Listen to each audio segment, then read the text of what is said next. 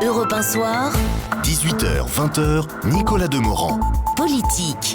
18h43, bonsoir Claude Askolovitch. Bonsoir Nicolas. Le fait du jour, ce sont les socialistes qui demandent la démission de Michel Alliot-Marie. Oui, c'est cher payé, démissionner peut-être pour 20 minutes passées dans un avion privé dans le ciel tunisien. Les hommes d'État devraient faire attention quand ils voyagent.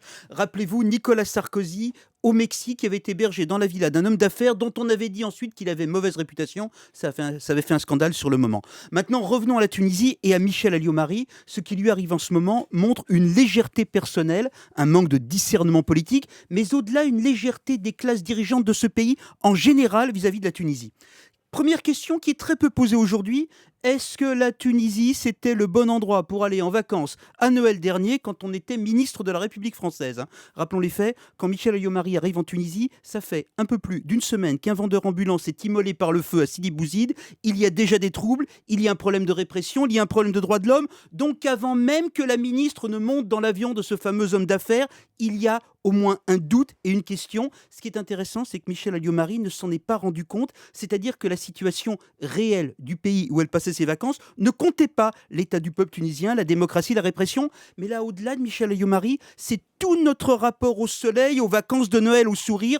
Les pays de nos séjours paradisiaques ont parfois des décors trompeurs. C'était vrai sous Franco en Espagne, c'était vrai sous Ben Ali en Tunisie. Michel Alliot-Marie s'est comporté en touriste. Et ce qui est encore plus embêtant, c'est que quand elle est redevenue ministre à Paris, elle a proposé l'aide sécuritaire de la France au pays de ses vacances. Et là, la légèreté est devenue cohérente avec une erreur politique. Dominique Strauss-Kahn, autre sujet maintenant, Claude Askolovitch, mais toujours la Tunisie. Toujours la Tunisie qui était non pas infréquentable, Nicolas, vous avez raison, mais qui était très fréquentée, et notamment par des socialistes également. C'est pour ça que la gauche devrait faire très attention en ce moment quand elle appelle à la démission de la ministre des Affaires étrangères. Et vous le disiez, les socialistes devraient par exemple se souvenir des vacances à Djerba de Ségolène Royal après sa défaite au présidentiel. Vous me direz, là c'était un séjour privé, mais ils devraient visionner cette vidéo de Dominique Strauss-Kahn qui date de novembre 2008 où l'on voit en situation le patron du FMI se faire décorer par le régime et expliquer que la Tunisie de Ben Ali a de très bonnes performances économiques pendant la crise